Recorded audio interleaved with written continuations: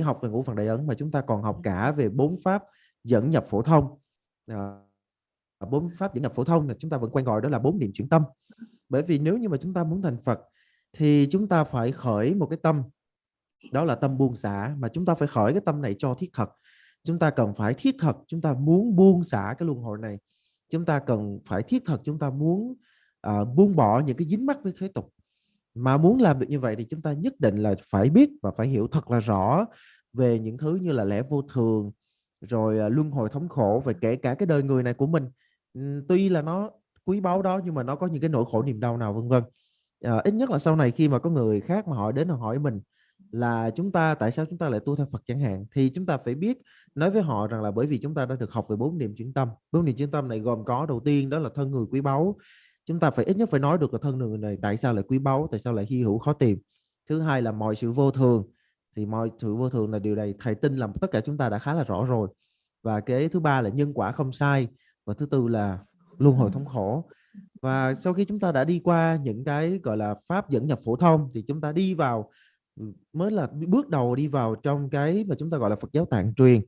Thì chúng ta sẽ bắt đầu tìm hiểu những cái cách để chúng ta có thể một mặt tịnh hóa được nghiệp chướng, và một mặt là chúng ta tích lũy được công đức. Bởi vì như ngày nay khi mà chúng ta nói rằng là tôi là hành giả mật thường, là tôi là người tu theo Phật giáo tạng truyền, thì chúng ta thường là chúng ta hay dựa vào những cái lễ quán đảnh.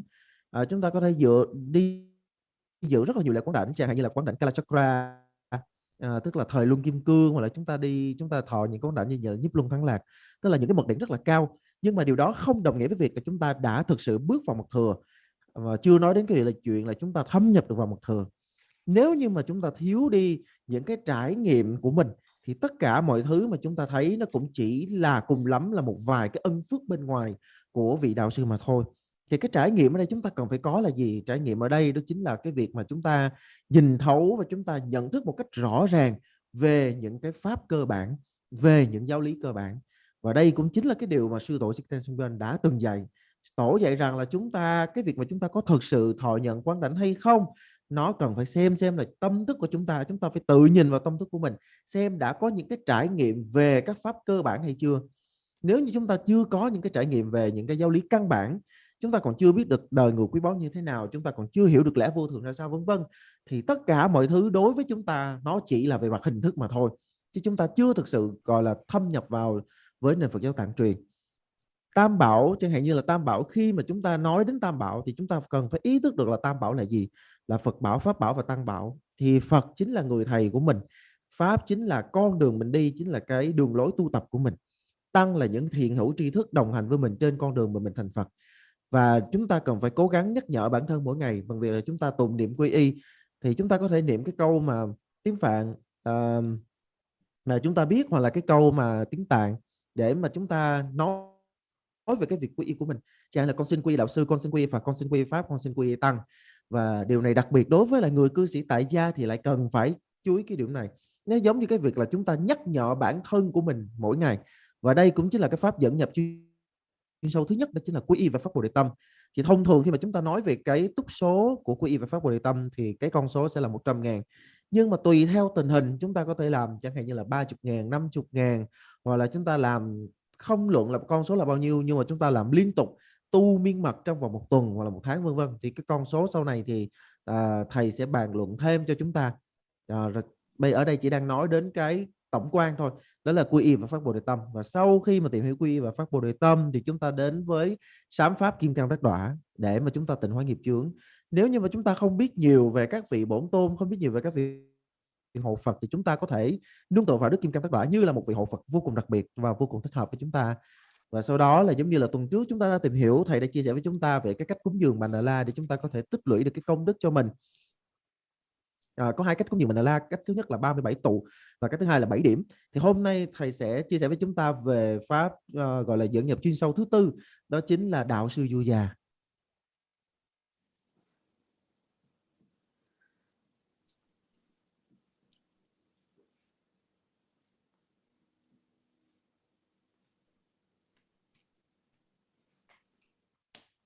Okay, so sorry, I was trying to write. Somebody thought we start 3 o'clock. Somebody from the hours, Sangha or Germany said it's already going teaching. I said, yes, today start at 2 o'clock, so that's why.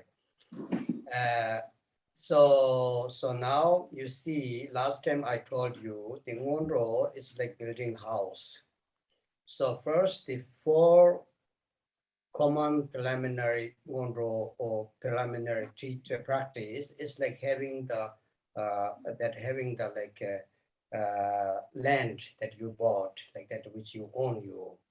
On top of that, I told you last time, reciting the refuge prayer and doing the prostration is like building house. It's called Nodurungba. Nodurungba means that you become good container, that you become able to receive every teachings and also to contain it.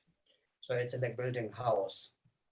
After the building your house completed, then Vajrasattva practice is like pure, it's cleaning. So cleaning is like actually it's cleaning up. So it's called purification. So to purify it means if you build a house, when this house finished, you need to clean it, right? So in order to that you can move inside that room, that house.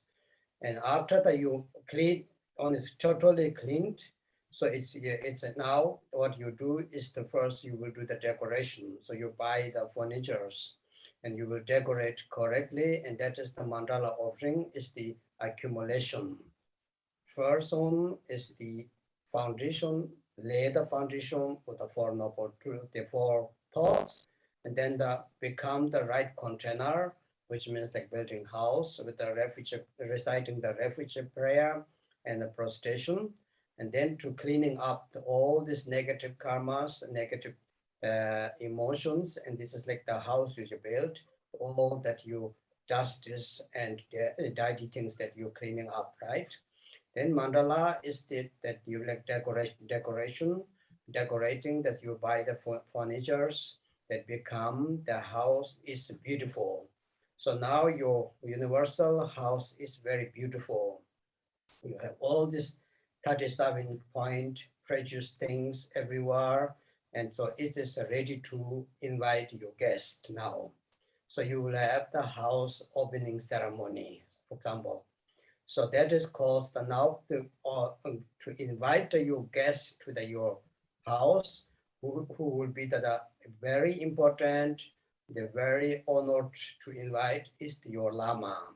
So lama is now you're inviting the guests into your house that way. So we have to understand this or the step by step way we do first prostration and the refuge recitation, second Vajrasattva, third on mandala, and fourth on school yoga. But if you have not matching with the time, so sometimes you can do first Vajrasattva, then mandala. It also traditionally doing. There's no big problem. You can do that as well. But actually, traditionally, systematically, it should be like this. Now come to the Guru Yoga means that to invite the guests to in your new built house, decorated completely.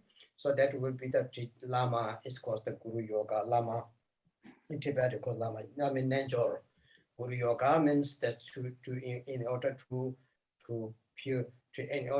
get the blessing to you, in order to receive the empowerment to you, in order to that you become into practice of the Vajrayana, so you need the empowerment and you need the transmission, you need the explanation. So all this pure precious dharma to receive, to you inviting the Lama, it's same like this way. You need to understand this system way.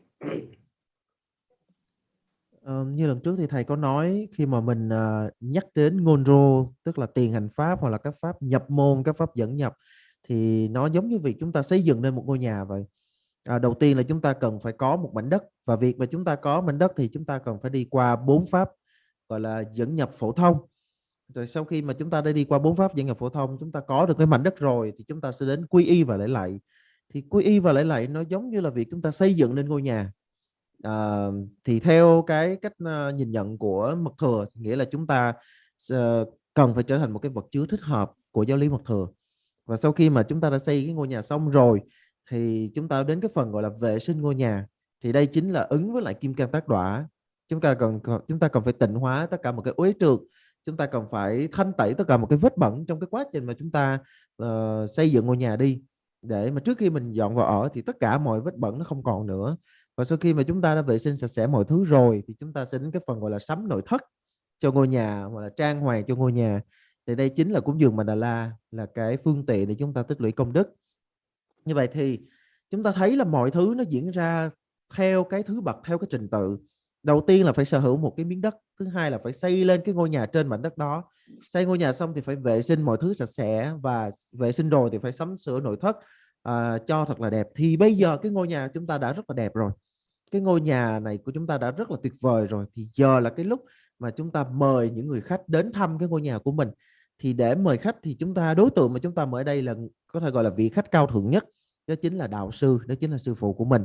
Và đây là cái cách mà chúng ta hiểu về Phật pháp theo thứ tự cụ thể, là đầu tiên là gì, kế đến là gì, sau đó là gì, tiếp theo là gì, vân vân. Thì ở đây khi chúng ta nhắc đến đạo sư yoga, ở trong tiếng Phạn là Guru Yoga, ở trong tiếng Tạng là Lama Manager, có nghĩa là chúng ta mời sư phụ của mình, mời cái người khách cao thượng nhất đến cái ngôi nhà mà mình đã chuẩn bị rất là đẹp từ trong ra ngoài rồi. Thì khi mà chúng ta thực hiện đạo sư yoga là một cái cách thức, một cái phương tiện để chúng ta có thể thọ nhận được ân phước lành, hay theo một cái cách mà chúng ta có thể nhận giống như xưa nay là chúng ta nhận được quán đảnh, nhận được gia lực từ sư phụ của mình, nhận được cái trao truyền từ sư phụ của mình, để chúng ta có thể thực sự tiến vào trong Phật giáo mật truyền. Thì đó là cái cách thức mà chúng ta nên nhìn nhận về đạo sư yoga. So now, as I told you, during the mandala offering, and not only just that mandala offering, whatever you see, the nice landscape, garden, mountain, river, lake, like flowers, whatever you see, you're trying to offer that Buddha Dharma Sangha with the 7 point of the mandala mudra, and you just always try to offering. If you don't know the prayer, you just say, I offer this beautiful landscape, beautiful garden, beautiful lake, whatever, I offer to the Buddha Dharma Sangha, especially in the Vajrayana, I offer to Lama, Buddha, Dharma, and Sangha, the 4 refuge objects. So if you do that, that will be very much accumulating the merits. As I told last time, it is the secret way to how to become at yourself also good way in life condition. So that was the last time. Now for the Lama. So Lama, last time we also talked the Guru Yoga. In Sanskrit word is the Guru. So the Guru was didn't translate it as Guru is. Guru is meaning. The meaning of the Guru will be actually, it is like that heaviness, so which has the knowledge, which has the experience. In Tibet called Chiva means, which is fully built it. So that Guru means, that is the meaning of the Guru. So which has knowledge, who has the experience, who has the realization. At least these 3 combination is called the Guru. Chiva, Tibetan word. Chiva means which is really built it very, very qualified master, not only just for the intellectually, practically, experientially, and understandingly. So that is called the Guru. So they could not translate in Guru into the Tibetan language, as Chiva is not so pleasant to hear. So that's why I translated as Lama. So nowadays, Lama in Europe, I think many Western country, many Asian country as well, if somebody is wearing robe, and you just call Lama mostly. Most people say, I have seen Lama, I have seen on Lama, so on, so like that. But the name of the Lama, actually, it is a very special. When you call the Lama, it means actually it's the highest one. There is no lower. Lama, Lana Mepa, Tibet called Lana Mepa means there is no lower one. He or she is the highest. No one is higher than that. So that means the name, that meaning of the Lama. So the definition of the Lama, the qualification of the Lama has in the Sutra and Tantra differently explained. So in the Sutrayana, the clear realization of the ornament from the Buddha Maitreya, and also the ornament of the Mahayana Sutra. They explained very detailed what really needs the qualification with us to be Lama, what need to be us to identify as you are that Lama. It's not that very easy. It's firstly Vinaya, Sutta, and Vajrayana. All these three, some requirement need to be there with the Lama means. But in Vajrayana, is the Lama should we have the at least those Lama means here who has the authentic lineage transmissions, empowerment, and also receive the explanations, and also have been to the practice and who has experience and who is qualified to perform all different ritual empowerment and so on, so etc.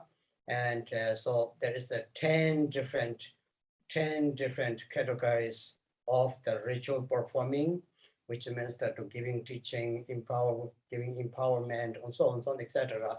So that is called the normally Lama. Okay, so Guru, what means? So if you want to know that who is a real Guru or not Guru, it's according to that you can differentiate. According to that you can know it. Otherwise, just everybody wearing the robe, or monks and nuns everywhere nowadays we call Lama because people don't know.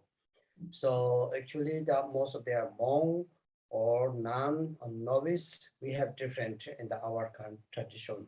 So that's why it's Guru Yoga now. When we call Guru Yoga, so it may you think every Lama's yoga. It isn't.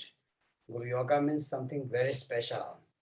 So today the Guru Yoga here come to the practice is called your root Guru.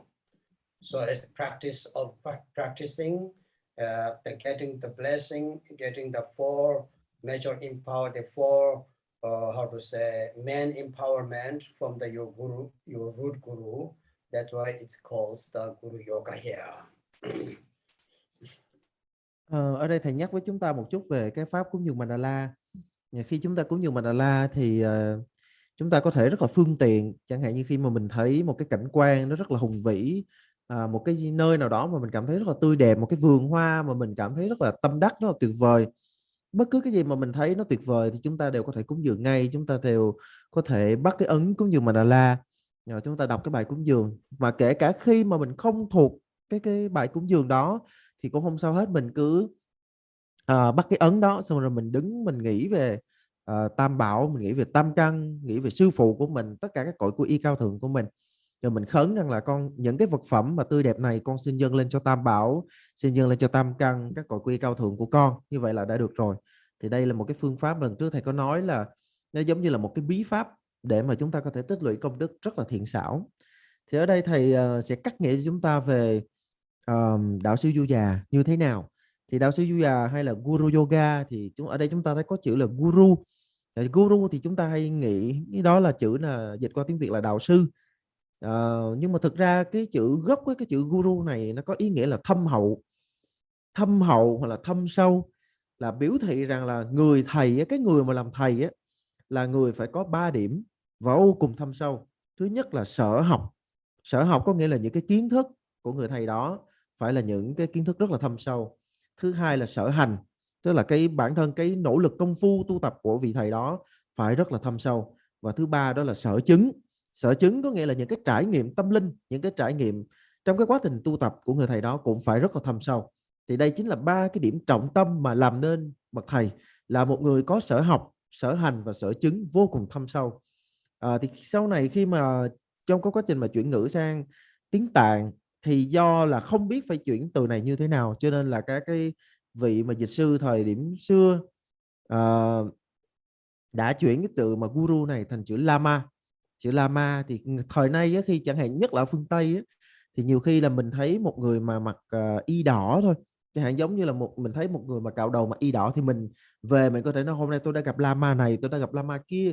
Nhưng mà thực sự thì cái chữ Lama nó có một cái ý nghĩa rất là cao trọng. Chữ Lama này nó là một cái dạng viết tắt của chữ là Lana Mepa. Lana Mepa thì mình có thể hiểu một cách nôm na trong tiếng Việt là bậc vô thượng, không ai cao hơn như vậy.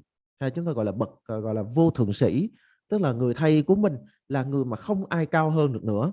Thì cái cách hiểu về đạo sư, người hiểu về người mà hướng đạo cho mình, người thầy của mình thì theo Hiển và Mật thì sẽ có rất là nhiều những cái giải thích, rất là nhiều trong những cái luận điển.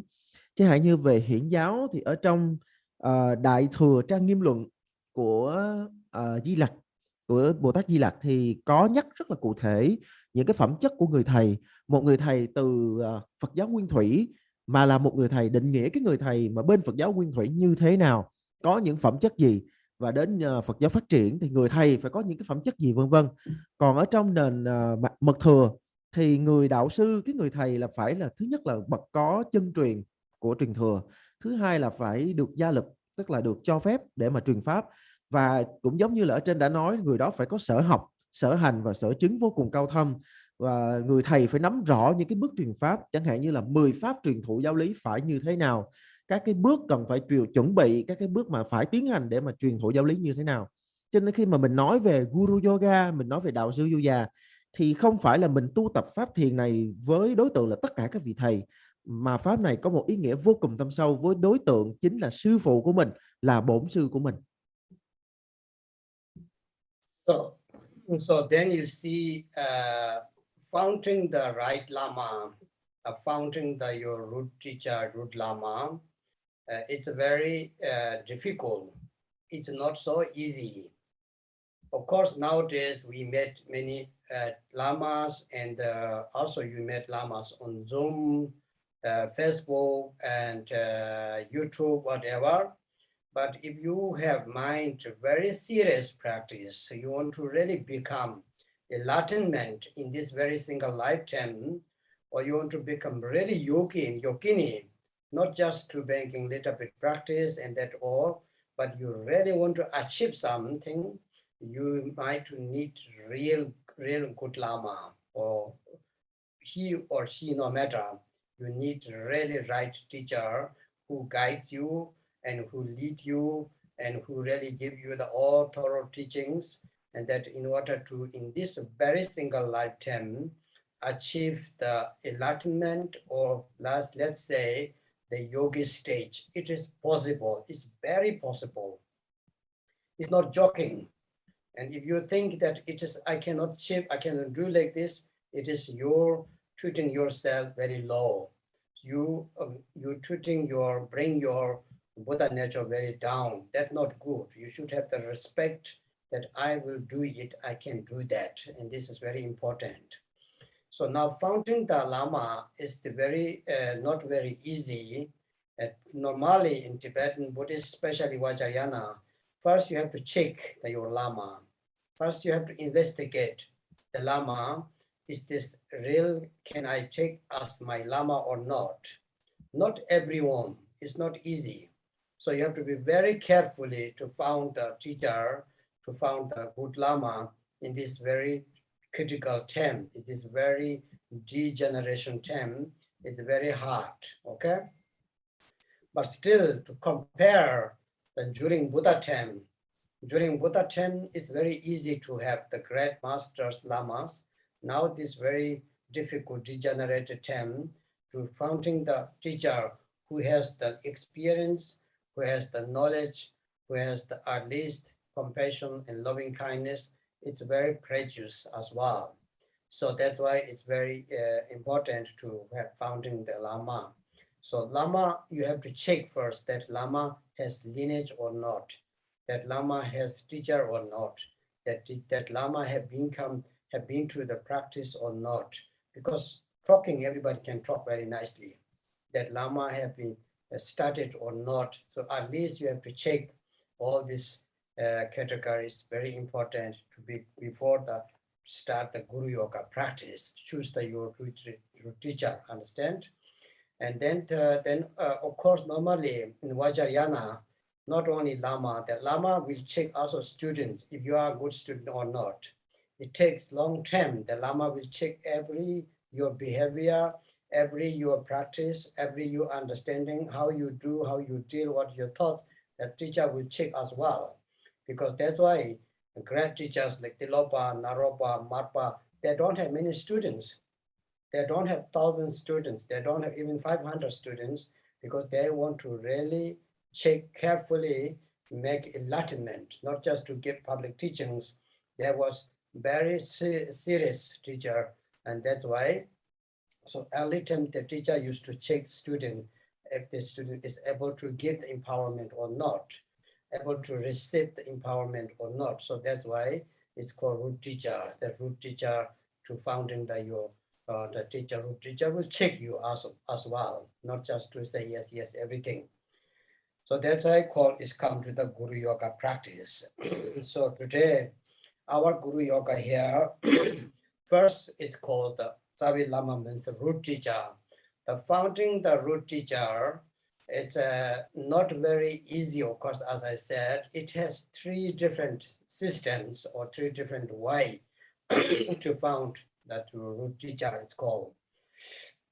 The first one is first one is very general. Most of the Tibetan Buddhists, so we call is the root teacher, means first one is called the 3 kindness. Those Lama who bestow to you, who give to you the 3 kindness teacher. So if you read the Drupon Kagyu text and many Kagyupa text, just Sum Denge Lama Rinpoche. Sum means 3, the 3 kindness who bestowed to me, 3 kindness who helped me, who cared me. That is my root teacher call, right? So this is something that, for example, those Lama who give you the teaching means empowerment, transmission, explanation, and those Lama also give you the give you the food, so that you can stay monastery, you can get that Lama feed you.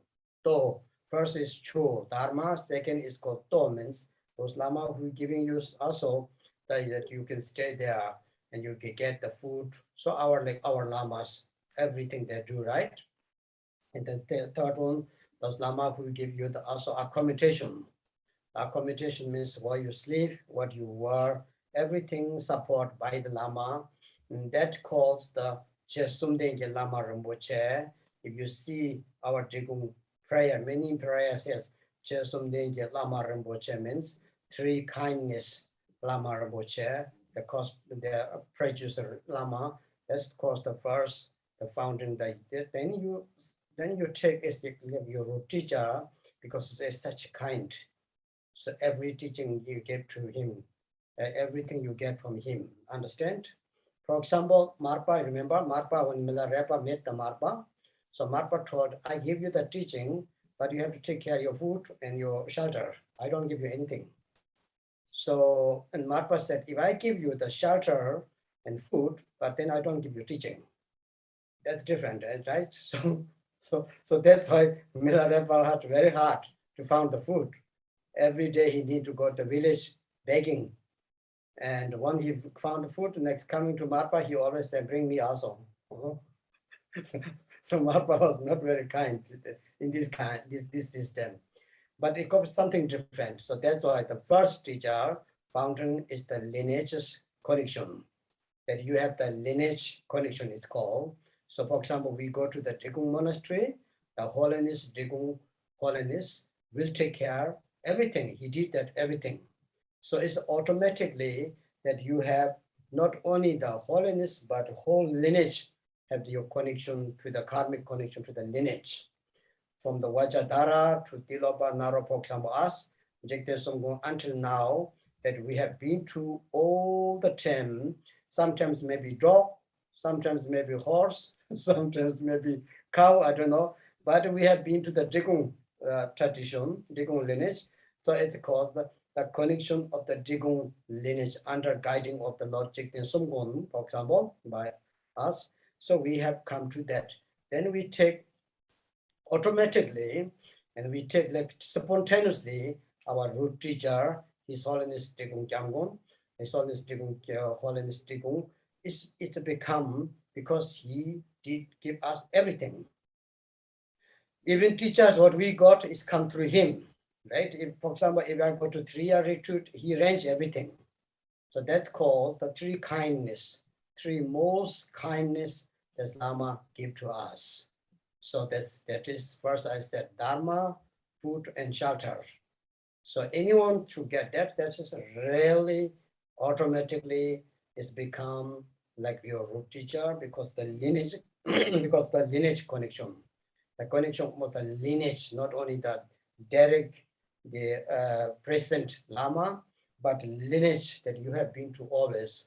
So Jigdev Sumgong also said, even the ants, the insect who run under his red hat, and they will be born as a Tikung student in future to become monks and nuns.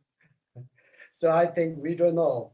Jigdev Sumgong time, maybe we was a dog, a cat, whatever. Now we become like this. This is just joking, but like this is the first way how to found your teacher, the first way.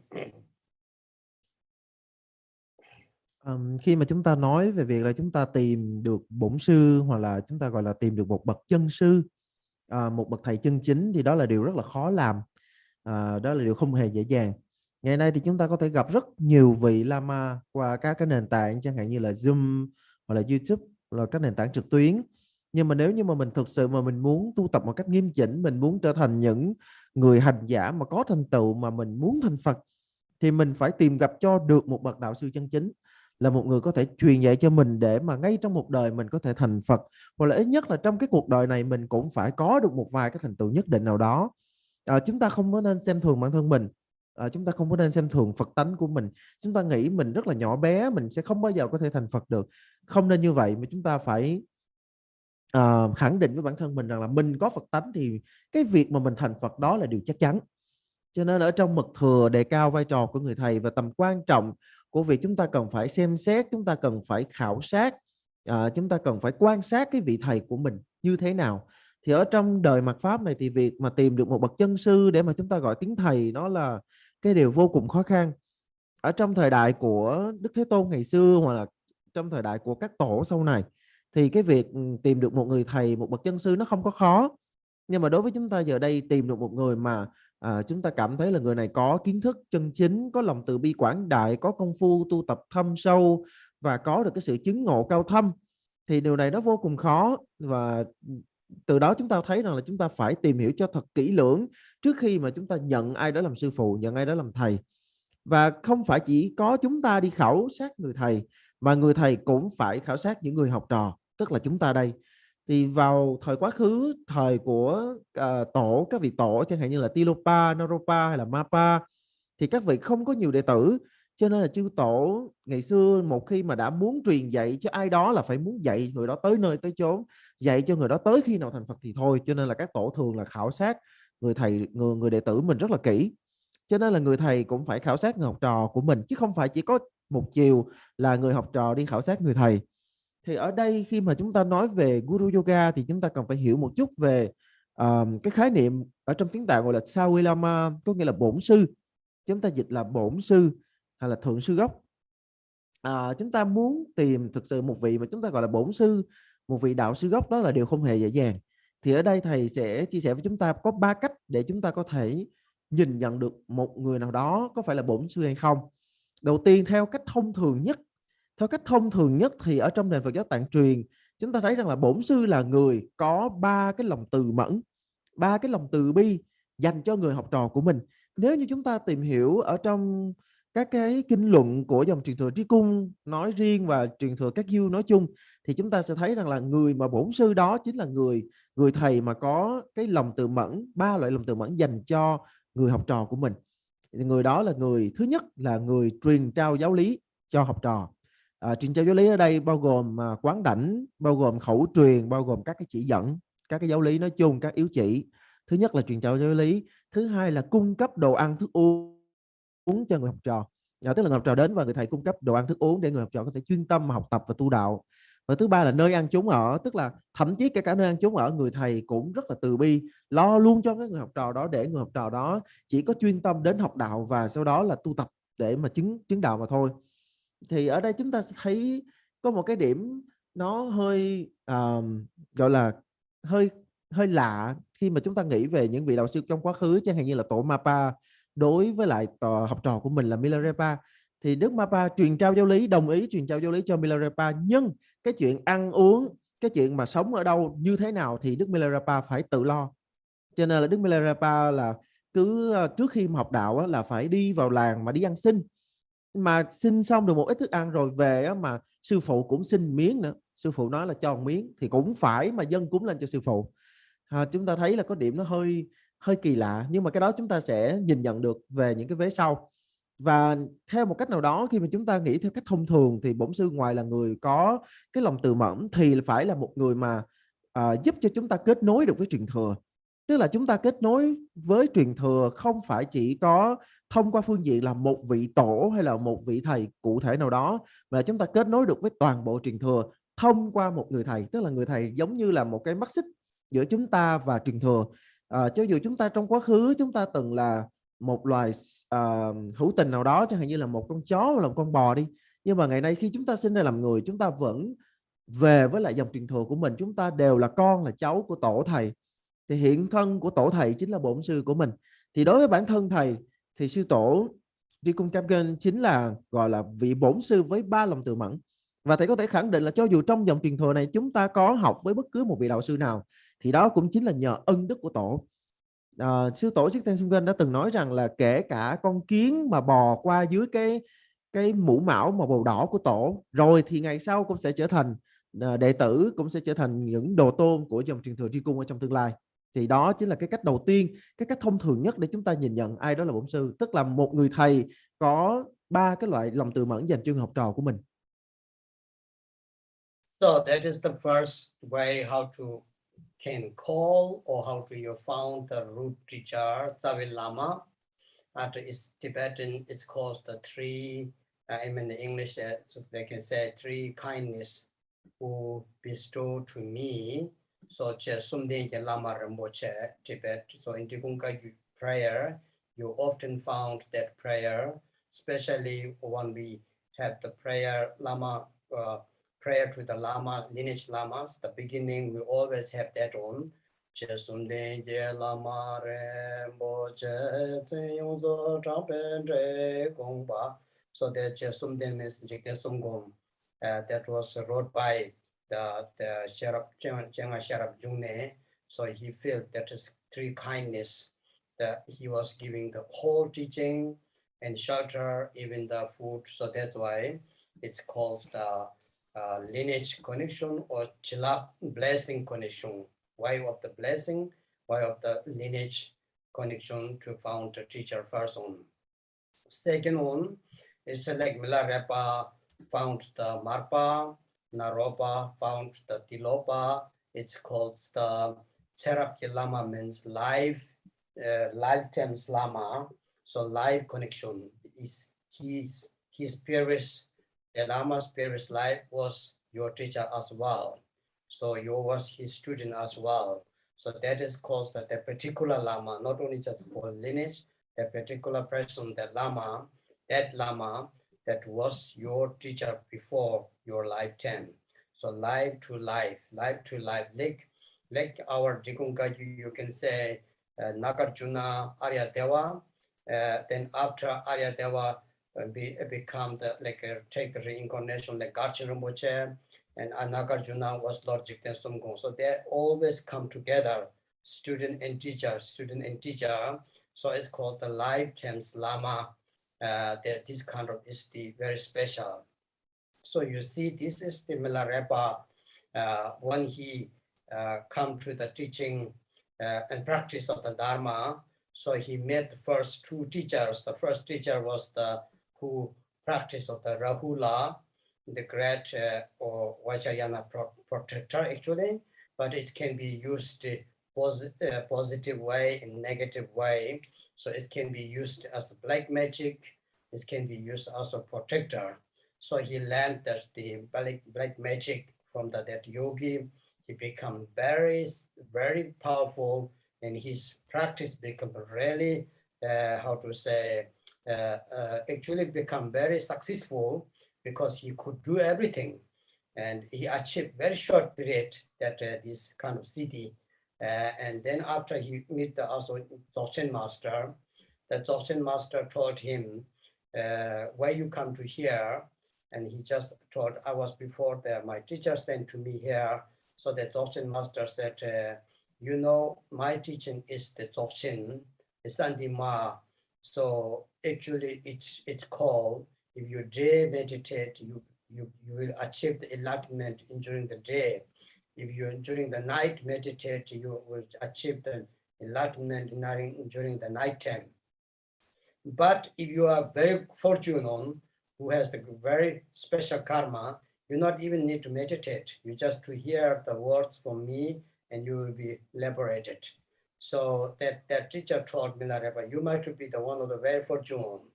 You don't need to meditate at all. So he gave the empowerment, he gave the Torah oral transmissions to Milarepa, and then Milarepa was very happy. He was so happy. So he shouted, what? Wait, somebody's talking, right? Yeah. So Milarepa was very happy. He even shouted to his mother is not there, but he just shouted, "Mother, I have achieved now. And I really, really met now the right teacher. I'm so happy." So Milarepa was that day very happy. In the nighttime, he just lay down. He didn't meditate. He was thinking that until tomorrow morning, I will be enlightened. I will become Buddha, right? So the middle of the night, the old Lama from Dzogchen master come, knocked the Milarepa's door, and he come. He said, "I'm sorry. Unfortunately, we have no karmic connection. You have no karmic connection to me. I have no karmic connection to you, first of all. Secondly, you are not so fortunate. You're not that much fortunate. You did very bad karma. So I cannot help you anymore. I cannot help you at all." So of course, Milarepa at that time, he was very shocked. And he was shocked and he just get up. He said, "What? You told me that I will get enlightenment if I meditate night and night and then meditate day and day. But even as me, good fortune, no need to meditate." He said, "No, that was wrong. That was my mistake. During the night when I meditate, I saw you. In my meditation, I saw you. You are not easy guy. So I cannot help you." I understand that karmic connection. So Milarepa thought, what can I do? So he said, in the southern Tibet, there is one master called the Marpa. And when that name heard, the Milarepa's life was completely changed. Feeling, vision, concept, everything was changed. He could not even talk one moment. He could not even move. Everything was really touching so much. So moved, very much moved. And Milarepa, just tears come from his eyes. And that moment, Milarepa said, "Che lozing yamba yangneko, sen towa tanki tebaji, konserabji lama yimbar nge." So Milarepa said, "Definitely, I'm 100% sure that guy is my previous life teacher. That guy is my lifetime's teacher." That guy means Marpa. He didn't know that. So this way, if you found somebody in your lifetime now, if you had such experience, it's no need to be holiness, eminence, great Lama, famous, don't need to be. You know, that time Marpa was not famous. Only his village people even don't know very well. But he was even not monk. He has no monastery at all. Of course, very, very great Hewacha master, a very great the new translation tantric master, but many people don't know, no famous at all. So just to hearing them, Milarepa said, "I'm 100% sure that is my teacher. Whatever he say, whatever he treat, I will do that."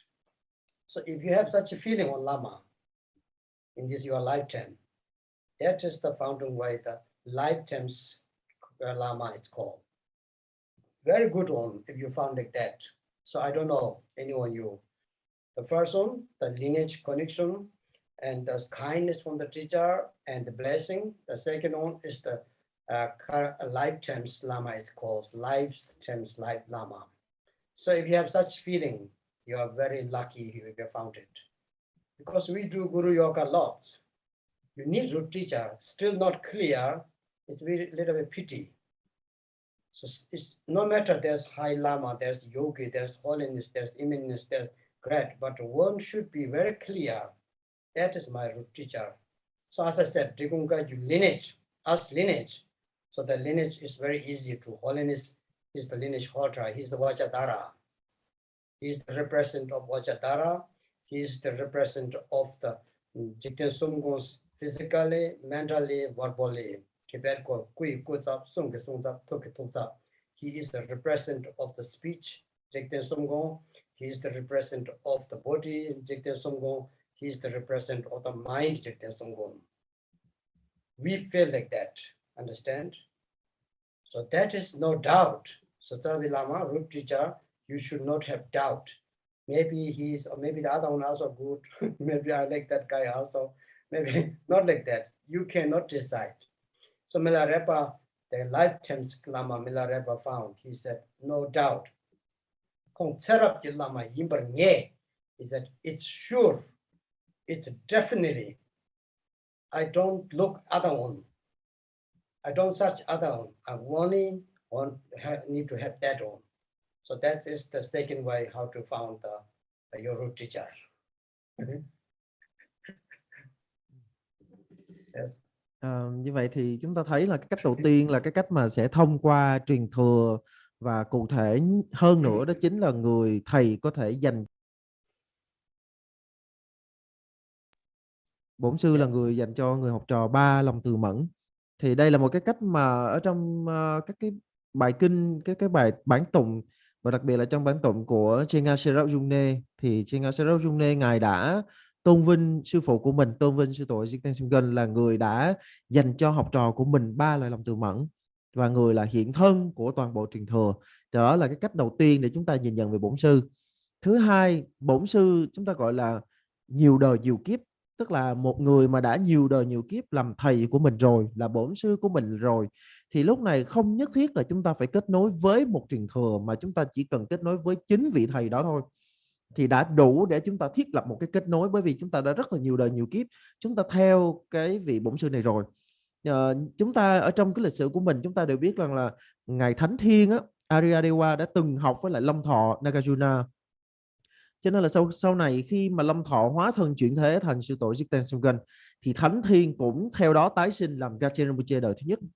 Và chúng ta thấy rằng là giữa sư tổ Jigten Sumgön và Gachen Rinpoche là đã có cái kết nối từ tiền kiếp rồi, khi các ngài là Long Thọ và Thánh Thiên rồi. Thì khi mà Long Thọ hóa thân chuyển thế thành sư tổ Jigten Sumgön, thì Thánh Thiên cũng tái sinh làm Gachen Rinpoche, cũng trở thành người học trò của sư tổ. Thì trước khi mà Đức Milarepa gặp sư phụ nhiều đời nhiều kiếp của mình là Mapa, thì Đức Milarepa đã từng có theo học 2 người thầy. Thì người thầy đầu tiên là một cái vị mà hành giả chuyên tu về La Hầu hộ pháp. Thì thực ra La Hầu hộ pháp là một vị hộ pháp mà thiện thì cũng có, nhưng mà ác thì cũng có. Có nghĩa là tùy theo cái người mà đã tu đắc pháp mà họ muốn khiển như thế nào thì sẽ khiển theo như đây đó. Thì chỉ trong một thời gian ngắn thôi thì Đức Milarepa đã đắc pháp rồi, đã tu chứng được rồi. Còn vị thứ hai là một hành giả về chuyên tu về Dzogchen, tức là đại viên mãn. Thì khi mà Đức Milarepa đến gặp vị yogi về Dzogchen này, thì vị yogi mới nói rằng là pháp tu của ta là đại viên mãn, nếu như mà tu ban ngày thì sẽ chứng ngộ ban ngày, tu ban đêm thì sẽ chứng ngộ ban đêm. Nhưng ta thấy ông là người có công đức lớn, ta thấy ông là một người có ân phước lớn, cho nên là chắc là chỉ cần nghe là đã có thể chứng ngộ được rồi.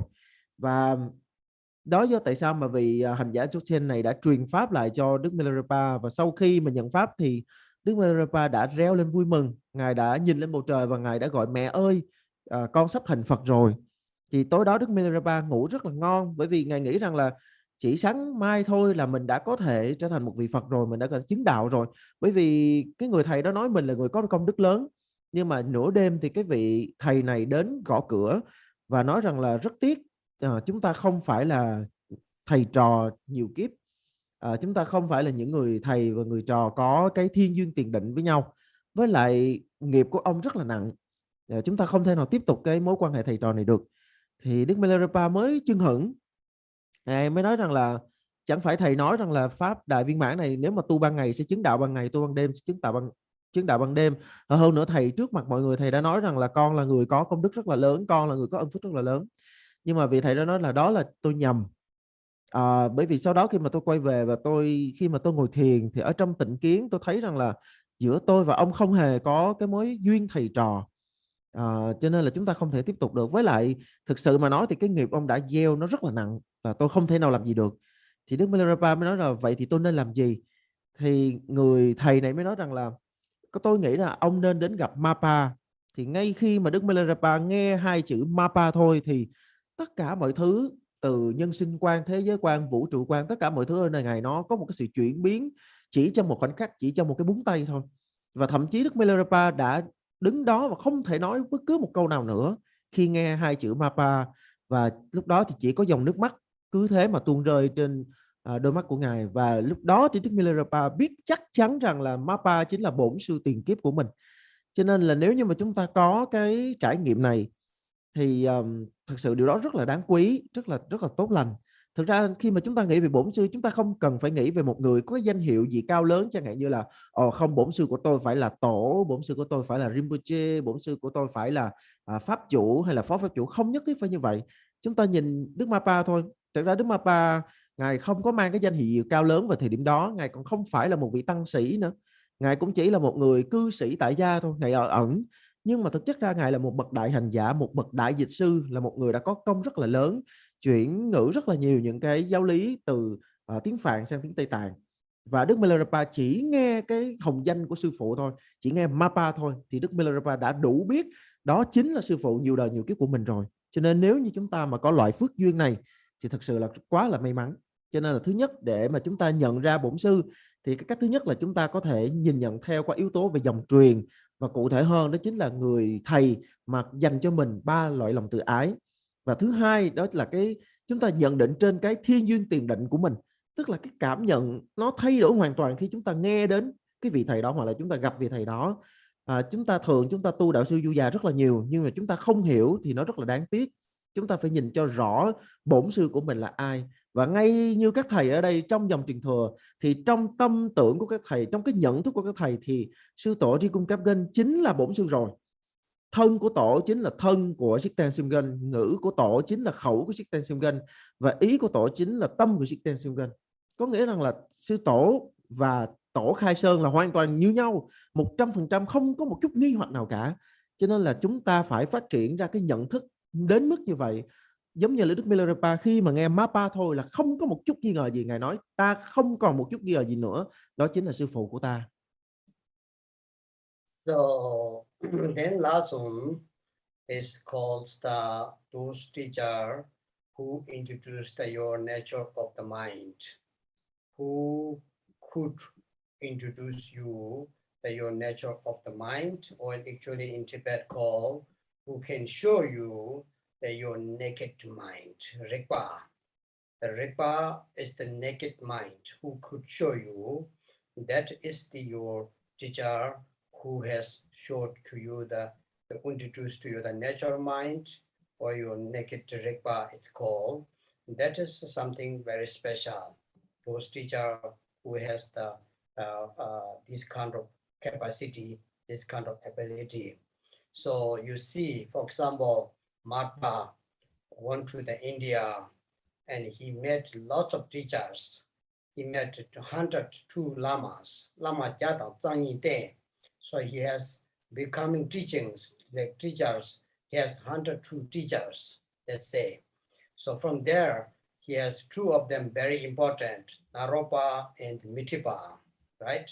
So Naropa, he received all the Vajrayana transmissions, empowerment, and explanations, especially Naro Yoga, the 6 yoga of Naropa. All he received from the Naropa, and then Naropa told him, you need to go to other Lama to receive the special transmission of the Mahamudra. The Mahamudra and Marpa told him, Naropa, you can give also. Naropa said, I can give, yes, but you need to receive. It's from Mitipa. So Marpa went to the receive the Mitipa teaching South India. Very difficult to go that time. No car, no airplane, and no navigation. You don't know how you go. No no maps. So it very difficult. But he found it the Mitipa. So he received the whole the transmissions, teachings, everything Mahamudra from Mitipa. So Narpa has two teachers. One, we always tell Naropa, he has actually two very important teachers. And then, so Narpa said, I have the 102 teachers. From this 102 teachers, one or the most important is these two of them, Mitipa and Naropa. But from these two, Naropa is very important for me. He is my root teacher. Through his teaching, I could hold my naked mind with my hand. It's called Sem Tongpa Nilampan, not naked mind. The empty of the mind, I could hold with my my hand. So it's like fine. So he said, Sem Tongpa Nilampan Zinje. So he said, I could hold the emptiness of my mind through my hand, which means that he has got it, the realization of the nature mind, the realization of the Ripa, the naked mind has showed by, even that he got teaching from the Mahamudra teaching from the Mitipa, but he got from the Naropa. So that's why Naropa is my root teacher. Marpa said is my root teacher because Marpa was the fourth initiation. Whenever sometimes if you give the lamas, we explain you the fourth initiation, moment that if you really feel very special, very familiar something, certain realization if you become, that calls the teacher, which is called the Derek, introducing the mind teacher, root teacher. Derek introducing your nature of mind. Derek finger pointing, Tibet called finger pointing. The finger pointing introducing your nature of mind, or finger pointing you introducing your naked mind. That is the very special. So Tilopa, Marpa, the Naropa too, Tilopa is like that. You know, he didn't give much teaching. 12 years went with the Tilopa, he didn't give very much teaching. But in some history we call the last moment, Tilopa threw his shoe to the Naropa's forehead. And the Naropa was gone a little bit, like almost fainted, unconsciousness when he come back. So he said, I don't need you anymore. Naropa said to Tilopa, I don't need Lama anymore. So that is the Derek introducing. So that is something very special. So if you see, that is the third way to found the root teacher. So now, which one you have? I told 3 of them, right? You have met many lamas, hundreds lamas. So everyone, they are very lovely. They are very nice. Lama, he or she, no matter. But some of that you should have in your heart, say my root teacher. Otherwise, how can meditate? Because Lama give you always, in the text always coming your root teacher, right? So you need to have somehow a little clear. And for example, Milarepa called the Marpa Akshobhya. He not even called the name. Is my teacher, is Akshobhya, because he felt that. So now as we know, after past the Marpa's mind went to the Abhirat Pure Land, Buddha Akshobhya. Milarepa also said, I will go to there. So even this will be the same Pure Land. If the Lama go to the Pure Land, will not take the rebirth, then we will also not take rebirth. If it's when we achieve the Buddhahood, we can go to the Pure Land where is the Lama. So that is the best, isn't that? So this is how to found your root teacher today. The fourth preliminary, the inner preliminary teachings is the Languru Yoga. We have finished already The first one, prostration, refuge recitation, prostration. Second, Vajrasato. Third, mandala offering. Now fourth. It's first you need to know root lama, then can practice. So who is your root lama? Do you have now or not? If you don't have, don't worry. You will found. You will found very soon.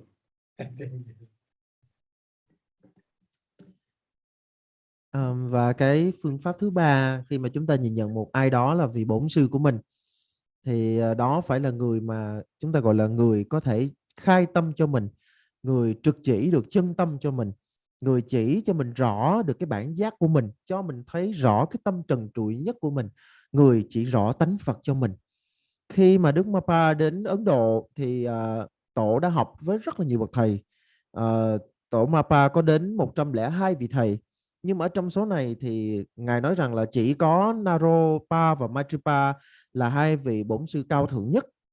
Thì ở Naropa thì Đức Mapa học được về cái được truyền những cái quán đảnh, các cái khẩu truyền, những cái giảng luận về mật thừa và cũng như là 6 pháp của Naropa. Và sau đó khi mà nói đến các giáo lý đại thủ ấn thì Đức Naropa đã nói rằng là Mapa cần phải đến và gặp một người thầy khác tại vùng Nam Ấn, đó chính là Maitripa. Thì chúng ta thấy rằng là để mà đi được từ phía Bắc Ấn Độ mà đến vùng Nam Ấn Độ thời điểm đó là nó là một cái nhiệm vụ cực kỳ khó khăn, bởi vì thời điểm đó là không có máy bay, các cái phương tiện đi lại nó cũng không có như bây giờ, và thậm chí là còn không có bản đồ nữa. Nhưng mà Đức Mapa đã nỗ lực đi và sau cùng cũng đã đến được với chỗ của Maitripa và đã nhận tất cả mọi giáo lý đại thủ ấn. Thực ra thì Naropa có thể dạy các giáo lý đại thủ ấn cho Mapa, nhưng mà Ngài cũng thừa biết rằng là người truyền dạy giáo lý đại thủ ấn cho Mapa chính là Maitripa. Thì đó là tại sao mà sau này khi mà quay về Tây Tạng thì Đức Mapa có nói rằng là ta đi Ấn Độ và ta học với 102 bậc thầy, nhưng quan trọng nhất đó chính là Naropa và Maitripa. Tuy vậy, Naropa chính là bậc bổn sư cao thượng nhất, bởi nhờ có người mà nguyên văn Ngài nói là tay của ta đã nắm chặt được tánh không của tâm mình. Đây là một cái cách nói ẩn dụ. Đức Mapa muốn cho chúng ta thấy rằng là Ngài đã có thể thấu ngộ được Phật tánh, thấu ngộ được bản giác chính từ những giáo lý của Naropa. Cho nên là khi mà chúng ta tham dự một cái đàn chẳng hạn như một cái đàn quán đảnh, và khi mà bậc đạo sư truyền 4 quán đảnh thì sẽ có một cái quán đảnh gọi là quán đảnh khai tâm cho mình. Thì ngay vào cái thời điểm đó bỗng nhiên mình thấy sao những cái này nó quá quen thuộc với mình nhận thấy được cái tánh Phật của mình, sao nó hiện ra rõ ràng như vậy, và mình biết rõ nó chính là đây, thì điều đó có nghĩa rằng là người thầy đó đã khai tâm thành công cho mình, tức là đã có thể gọi là trực chỉ chân tâm cho mình, thì vị đó chính là bổn sư của mình. Hay như cái câu chuyện ngày xưa khi mà Naropa học đạo với lại Tilopa, thì thực ra Tilopa Ngài không có giảng nhiều, Ngài không có nói nhiều, nhưng mà cho đến một ngày thì Tilopa mới ném cái chiếc giày vào trong mặt của Naropa, và ném mạnh tới mức mà Naropa bất tỉnh. Thì khi mà Naropa gọi là tỉnh lại thì lập tức là Ngài thấy được cái chân tâm của mình hiện tiền, và lúc đó là Naropa đã nói là như vậy là đã đủ, con không cần thầy nữa, giờ con đã biết được chân tâm là như thế nào rồi. Thì chúng ta có thể học được rất nhiều vị thầy, những người có lòng từ bi, có tri thức rất là thâm sâu, nhưng mà đồng thời chúng ta cũng phải nỗ lực để chúng ta nhìn ra được bổn sư của mình là ai. Và chúng ta cần phải có một cái loại sùng mộ đến mức mà giống như Đức Milarepa nhìn thấy Đức Mapa, và Ngài thường gọi Mapa là bất động tôn hay là A Súc Bệ. A Súc Bệ trong cái hồng danh của A Súc Bệ Như Lai, bất động tôn. Thì đó là cái cách nhìn nhận của Đức Milarepa về Mapa, nghĩa là đó không phải là Mapa, đó chính là A Súc Bệ Như Lai. Cho đến mức cuối cùng Đức Milarepa cũng nói rằng là Ngài sẽ đi về cõi diệu hỷ. Đi về cõi diệu hỷ tức là tịnh thổ của A Súc Bệ Như Lai. Có nghĩa là trong cái nhận thức của Milarepa thì Mapa chính là A Súc Bệ Như Lai. Cho nên vào cái giây phút cuối cùng, sau khi đã xong cái nhiệm vụ ở đây rồi, thì Ngài cũng đi về cõi diệu hỷ là tịnh thổ của A Súc Bệ Như Lai. Nếu như chúng ta thành Phật rồi thì chúng ta có thể tự tại chúng ta đi về cõi tịnh độ của chư Phật như vậy.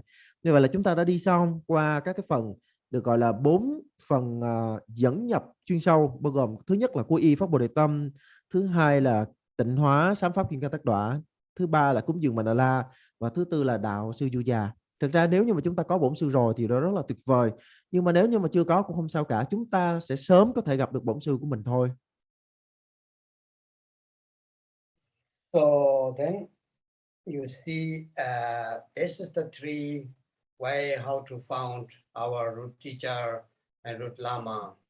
Now here you see this picture, one of our Thai Sangha. created this picture here. It's how comes to the easy way. So you see Vajradhara, Tilopa, Naropa, Marpa, Milarepa, Kambopa, Lord Pangmotrupa, and Jigten Sumgum. Because this very big issue is very important.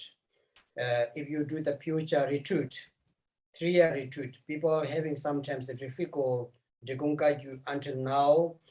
Some lamas, they add their root teacher's name under the prayer.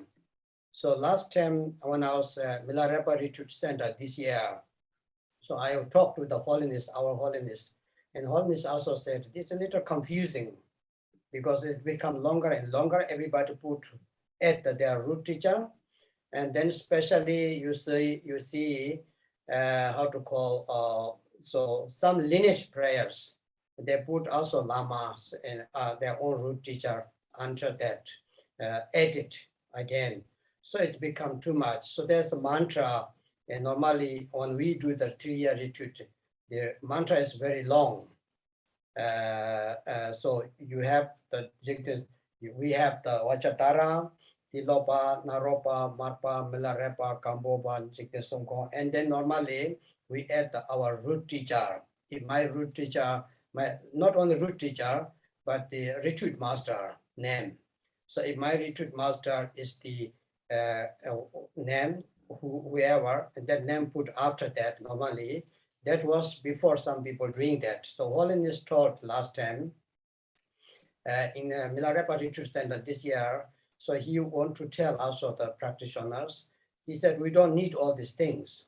What we need is the Vajradhara and Jigten Sumgong and the late Jigung, the very famous yogi, it's called Pachung Rinpoche. Pachung Rinpoche was in Tibet, who was the latest, the real living yogi in Jigung tradition. So he said, we need that tree. The root teacher name come anyway. So it's called Om A Namo Guru Benza Dek Ter Lokya, right? That we have until there. So now he will say Om A Namo Guru Benza Dek. Then after Rena Shiri, Rena Karma, Mahamudra Siti Palahong. Normally we do like so. Om A Namo Guru Benza Dek, Rena Shiri, Rena Karma. Rena Shiri means Lord Jigten Sumgong. Rena Karma means this picture you see now, that his name is Rena Karma. So Rena Karma, Koncho Tilen. His name was Koncho Tilen. In Sanskrit will be the Rena Karma. So Holiness taught, if today here, our Zoom, if you are real Jigong traditional student who want to pray the Jigong Lama mantra, so it's very easy way. Afterwards, I will send to the Christy, she will share you. So Holiness said, Om A Namo Guru Benza Dek. Benza Dek means the Vajradhara. Then Rena Shri Rena Karma Mahamudra Siti Palong. That's it, he said. Otherwise, it's too much. If you put Holiness Chungzang name, Holiness Chetzang name, in my teacher name, Garchanumu's name, or I don't know whatever, then he said it become too long. So he said it's enough. So Holiness knows he's our Vajradhara. He is Yishin Nurvu. He's Yishin Nurvu. He's the wish fulfilled jewel. So he knows. He taught because I asked him, because I teach that it's very difficult. Each student said, no, my teacher is Adamon. The other one say, yeah, my teacher Adamon, can you put out that name? I feel very happy like this. So Holiness said, we don't need that. So Vajradhara, Jigten Sumgong, Pachung Rinpoche, 3 lamas. That's it, because your mullah, you will anyway say your root teacher name, Oma Namo Guru, right? So here always that comes. Then so Vajradhara means Jigten Sumgong, that Vajradhara, Rena Shiri, Rena Karma, Mahamudra Siti Palahong. That will be, if the mantras, if you don't know translator, I will send afterwards. But anyway, this is how we recite the mantra here, Guru Yoga practice. Ở trên màn hình thì chúng ta đang thấy là hình do tăng thân, một tăng thân của Thái Lan đã làm cái hình này để chúng ta có thể hình dung dòng truyền thừa của chúng ta đi như thế nào. Thì chúng ta sẽ thấy được là từng vị tổ như thế nào.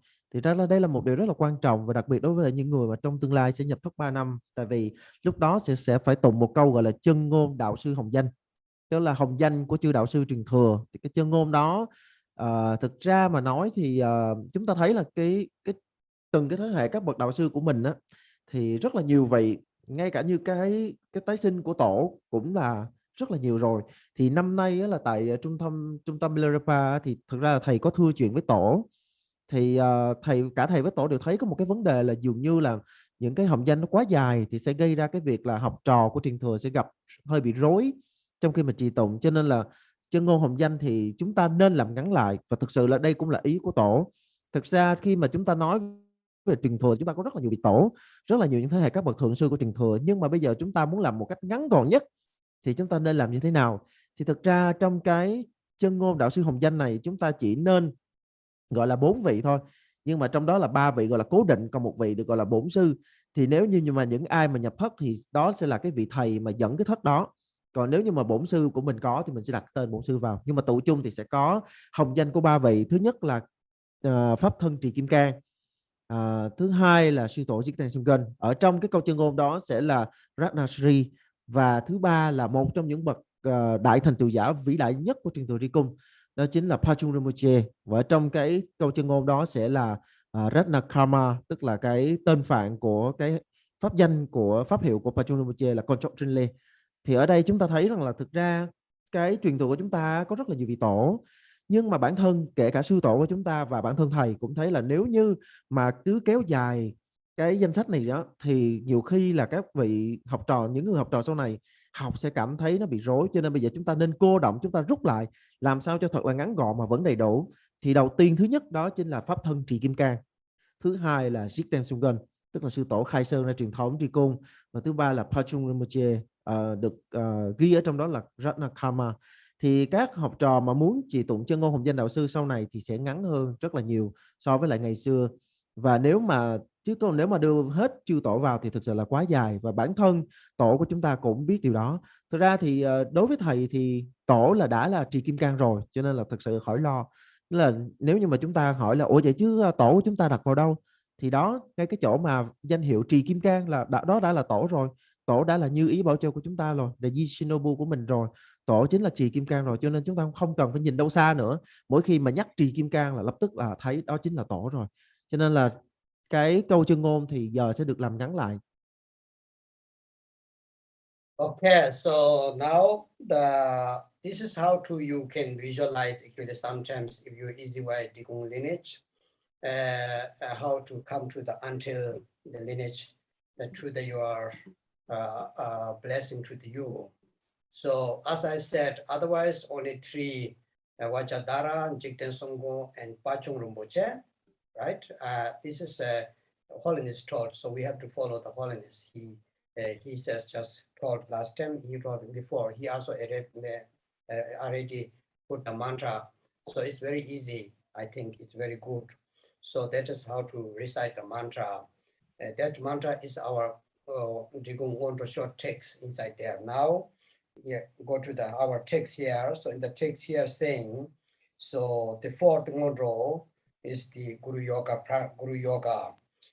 So the visualization, what you did before for your mandala offering, and also your row of the refuge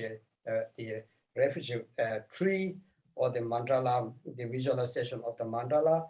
If you want to dissolve, you can dissolve that. If you don't want to dissolve, you just also leave it here saying it's become your protector.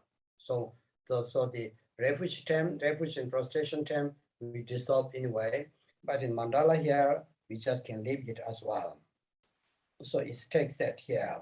So then you see what we do here is the how to visualize your Lama. In this text, say your root teacher, okay? I told you your root teacher, if you have the root teacher, Mula Guru, if you have the Mula Guru, 3 ways to found, I told, if you have some of them, special, otherwise our Dikunkaju, the lineage holder is root teacher. If you have somebody that you really found one of these 3 ways, then you is very clear. So you cannot ask somebody, is he my root teacher or not? You cannot ask somebody, she is my root teacher or not. You have to found, as I told before, you have to found it. But your refuge Lama is different. So refuge, the Lama, if you took the refuge, it don't need to be always a root teacher where you took the refuge. Because refuge, actually, the Lama did the ceremony, but actually the refuge you took from the Buddha Dharma Sangha, not from the Lama. You took the refuge from Buddha Dharma Sangha, the Lama give you the ceremony. So the refuge Lama we call, of course, but it's not your root teacher. And then Tibetan, we have the one very important teacher, Lama, but this I don't know how nowadays can found or not. This has very special connection we call karma connection. So it's called like a pillar, pillar. If you sleep the pillow, the head pillars Lama is called. If you want your head was put on the pillar, that means on your dying time, on the time of the death, your head cannot get lift up. In that moment, if one Lama come to your pillow, it's called for us, the Tibetan Nyinggo Lama. Nyinggo Lama means there is one Lama come to, before you stop your breathing, sit next to your pillow. That is very special because that Lama will have future you have in the Barto, and also next future like you will have connection. You don't need to be a root teacher, but that is also something very special connection with you. The really guider, that Lama will be very helpful in Barto because before the moment stopping your breath, that Lama come to your pillow. It's called, pillow means under the head so your head cannot lift up on the pillow. Nyinggo Lama, Tibet called Nyinggo means pillow, Lama means Rinpoche. So if you translate like word to word, it can be so like a Kopkisen Lama. That means pillow Lama. So that Lama is also very special. In future, after many times, can be a root teacher, that Lama, because that you have very special connection. Jigten Sungpo said, I'm not saying, Jigten Sungpo said, before you're stopping the breath, somebody sit next to your pillow, that called the pillow Lama. I don't know if it's good translation or not, but it's very special as well. So, but today here, in this teaching, this Guru Yoga 4 is your root teacher. So your root teacher, I explained to you, what either found from the lineage connection, blessing connection, or the lifetime's connection, or who really introduce your natural mind through the finger pointing. This one of these three should be, so here said. So now here, you are. Visualize yourself, not visualize you are, top of your head. So visualize the first, I just talk traditional way today, but if many of you get or not, next time we make easier everyone. So here said, there is the throne which is the hold by the snow lines, 8 snow lines. Each direction has 2 of them.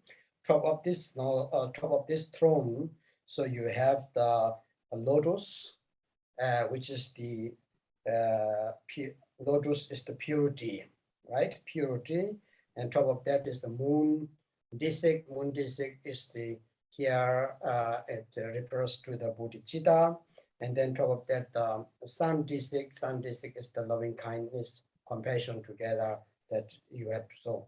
Now nature is your root teacher, but appearance is the Vajradhara. So Vajradhara you have seen before picture, this blue Buddha, you visualize that Vajradhara. So Vajradhara is the blue color. The blue color, it means the Dharma Dhatu, or is the beyond the concept, beyond everything. So it's the Vajradhara, and Vajradhara hold the Vajra and bell in his hand, hold like this, which symbolize the unified emptiness and bliss. And this you need to know, okay? And then just visualize that Lama clear. That would be the first visualization. Bây giờ thì thầy sẽ chỉ cho chúng ta cách chúng ta quán như thế nào. Thì thực sự là khi mà mình nghĩ về cái truyền thừa, thì nếu như mình nhìn vào trong cái hình lúc nãy thì mình sẽ nhìn nhận được truyền thừa của chúng ta như thế nào nó rõ hơn. Và thực ra thì cái việc mà đưa vào hồng danh của 3 vị trì kim cang, sư tổ Jigten Sungen và Pachung Rinpoche, đó là do tổ của chúng ta đã đưa ra, cho nên là chúng ta tu tập theo truyền thừa thì chúng ta phải làm theo tổ. Và cái này chúng ta gọi là đạo sư hồng danh chân ngôn, sẽ được ghi ở trong cái bản ngôn rô ngắn của mình. Thì cái cách thức của chúng ta cũng, cách thức quán của mình nó cũng giống như là khi mà chúng ta quy y và chúng ta cúng dường mandala. Thì đối với lại phần quy y thì chúng ta sẽ có phần quán hòa tan, nhưng mà đối với việc của chúng ta cúng dường mandala thì chúng ta có thể để nguyên hoặc là chúng ta quán hòa tan cũng được. Thì ở trong cái luận giảng này nói rằng là bổn sư của chúng ta cần phải hướng vào trong bổn sư, có nghĩa là pháp đạo sư du già này là hướng về bổn sư, tức là Mula Guru của mình. Và nếu như mà mình đã có bổn sư rồi thì mình sẽ nghĩ tưởng đến bổn sư của mình, còn nếu mà mình chưa có thì mình có thể nghĩ tưởng đến tổ của mình. Cái việc mà chúng ta nhìn nhận ai đó, chúng ta nhận thức được ai đó là bổn sư là phải do chính bản thân chúng ta thôi. Chúng ta không thể nào đi và chúng ta hỏi người này người kia rằng là xem ai đó có phải là bổn sư của mình hay không. Chúng ta không thể nào làm được điều này được. Và ở đây có một điểm thầy muốn làm rõ là cái người thầy mà truyền giới quy y cho mình không nhất thiết phải là bổn sư của mình. Bởi vì khi chúng ta quy y là chúng ta bước vào trong đạo Phật, chúng ta quy y với Phật Pháp Tăng, thì người thầy đó giống như là nhịp cầu để chúng ta có thể đến với Phật Pháp Tăng thôi. Cho nên là người thầy truyền giới quy y cho mình không nhất thiết là bổn sư của mình. Và thực ra ở đây thầy muốn nói bên ngoài một tí, đó chính là trong Phật giáo Tạng truyền còn có một vị đạo sư nữa cũng khá là quan trọng. Tức là vị đạo sư sẽ ngồi ngay cái gối đầu của mình vào cái giây phút mà mình chuẩn bị trút hơi thở cuối cùng. Chúng ta có thể hiểu nôm na là cận tử đạo sư. Thì cận tử đạo sư sẽ là cái người mà ngồi ngay cái gối đầu của mình khi mà mình qua đời. Thì người này có thể sau này trong cái kiếp tương lai sẽ là bổn sư của mình. Người thầy này sẽ đến để mà an ủi mình, khiến cho tâm mình không có bị điên đảo, để mà mình có thể an nhiên mà mình tiến vào trong trung ấm, tiến vào trong trung giới, tức là Bardo. Và người thầy này có thể nói là có một cái vai trò rất là quan trọng khi mà chúng ta nếu mà đầy đủ phước duyên thì người thầy này có thể là cái người dẫn dắt chúng ta ở trong Bardo, và tương lai về sau rất có thể sẽ trở thành bổn sư của mình. Đây không phải là thầy nói, mà là thầy nói theo những cái gì mà sư tổ Jigten Sungen đã ghi lại. Tức là trước khi mà chúng ta trút hơi thở sau cùng thì người mà chúng ta gọi là cận tử đạo sư này có thể trong tương lai sẽ trở thành bổn sư của mình. Thì quay lại với lại Guru Yoga, quay lại với pháp đại sư Du Già, thì chúng ta hướng về bổn sư của mình. Thì bổn sư của chúng ta theo cái cách nhận thức theo truyền thừa, theo là người thầy có 3 lòng từ bi, hoặc là người thầy có thiên duyên tiền định với mình, hoặc là người đã trực chỉ chân tâm cho mình, thì chúng ta sẽ nhìn nhận theo cách đó để chúng ta biết bổn sư là ai. Thì khi mà đã nhận thức được rồi thì lúc đó chúng ta sẽ quán trên đỉnh đầu của mình. Thân tướng mình thì vẫn là bình thường, nhưng mà ở trên đỉnh đầu mình là một sư tử tòa. Sư tử tòa là một pháp tòa mà được nâng lên bởi 8 con sư tử tuyết, gọi là sư tử tòa. Thì trên cái sư tử tòa này là hoa sen, đại biểu cho sự thanh tịnh. Trên hoa sen là vầng trăng, một cái vầng thái âm, vầng trăng biểu trưng cho Bồ Đề Tâm. Ở trên đó là vầng thái dương, tức là mặt trời, biểu trưng cho lòng từ bi. Và ngồi trên vầng thái dương này, bên thân tướng bên ngoài, tức là chúng ta nhận biết là bản chất chính là sư phụ của mình, là bổn sư của mình, nhưng mà cái thân tướng hiển lộ ra, cái hình tướng chính là pháp thân trì kim cang. Và pháp thân trì kim cang thì sẽ có cái sắc màu xanh dương. Màu xanh dương này đại biểu cho pháp giới siêu vượt tất cả mọi niệm tưởng. Và pháp thân trì kim cang sẽ cầm chày và chuông để mà đan chéo lại với nhau, biểu thị cho sự hợp nhất bất khả phân của tánh không và lạc. Okay, so then you see when you visualize that, and normally we visualize then of course Tilopa, Naropa, Marpa, Milarepa, Kambopa, Pamotropa, Jigten Songkhon around whole lineage lamas. But last time, as I told Holiness say, some people get difficult for that. If you can visualize, of course you can visualize at least until Pamotropa. So that picture which Christy showed before, like that you visualize. Otherwise, Vajradhara is your root teacher, nature of your root teacher, appearance Vajradhara. Then Holiness also taught left side, Jigten Songkhon, right side, Pachung Rinpoche. And then the mantra I told you before, so Om A Namu Guru Benzadek Rena Shiri Rena Karma Mahamudra Siddhi Palavu. So this mantra you can recite as much you can, like 1 mala, 2 mala, or maybe just 25 and 21, 7 times. If you do that, so you have connected to your root teacher. Your root teacher is not just only that you having teaching, you go to visit or you go to So together, not only that, that is the Jigten Sumgon said, that is very important. So if your root teacher is, for example, our holiness, then the nature is our holiness. Our holiness this time appears Vajradhara. If your root teacher is like someone other Lama, for example, his name is Garche Rinpoche, the nature is Garche Rinpoche. In his body this time appears Vajradhara, and the right side here, Jigten Sumgon, left side there, the Pachong Rinpoche, and that's why. So now the name you don't need to call your root teacher. Holiness also said actually don't need. So that's why he said we need only Vajradhara and Jigten Sumgon. Pachong Rinpoche was the latest Tigong living yogi, right? So then you recite as much you can, visualizing that Lama.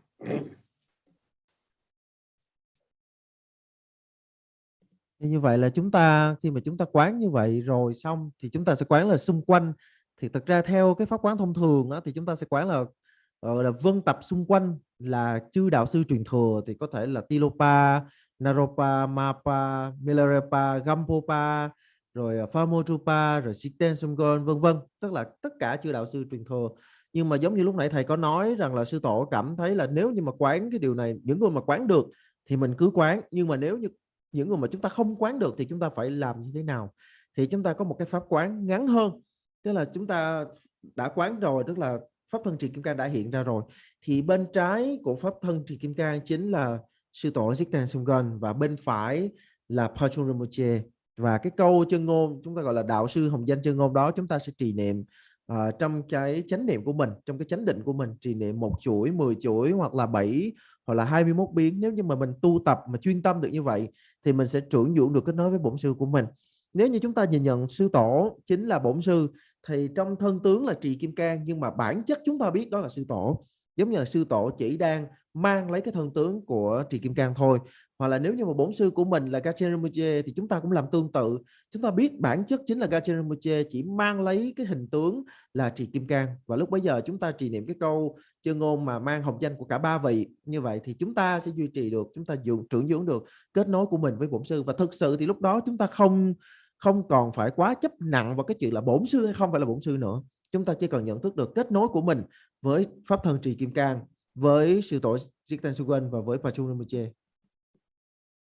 So then you see, after when you want to stop the mantra, you don't have to time, or you want to stop 21 times, 7 times, or one mala, whatever you do, or if you do short is also. So very important for the Guru Yoga is the for empowerment.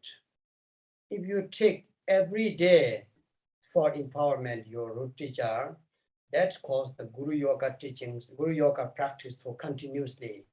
I'm very sure many Rinpoche told me, really I'm telling you, for you, not encouraging you, many Rinpoche Lama told you, you will feel that empowerment even your dying time.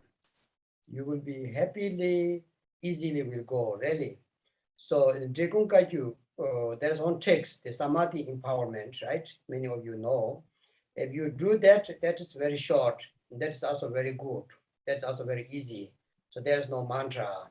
And that's very short text. Otherwise, just here saying, after this mantra finish, then you just visualize the Lama's head, forehead, come the white light to dissolve to the first you visualize the true Lamas. If you visualize whole, Vajradhara, Tilopa, Naropa, Marpa, Milarepa, Gampopa, Phamodrupa, Lord Jigten Sumgon, and even the Pachong Rinpoche, they all dissolve to the back to the Vajradhara. If not, if you have only 3, as I told once, Holiness also said, Vajradhara, Jigten Sumgon, and Pachong Rinpoche, these true Lamas dissolve to the Vajradhara first.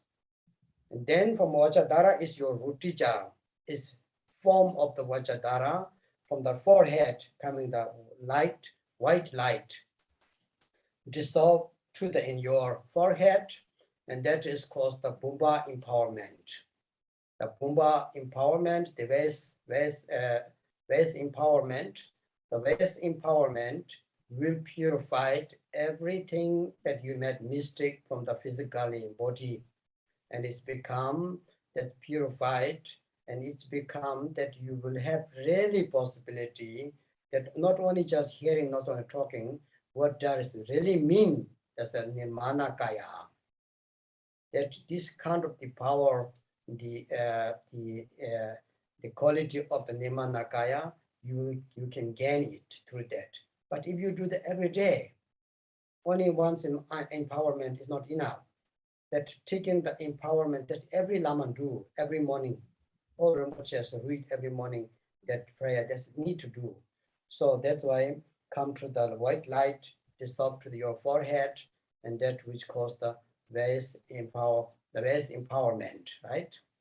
So that is a body physically purified, and that that you have the possibility that to manifesting, or you can say understanding what means the nirmana kaya.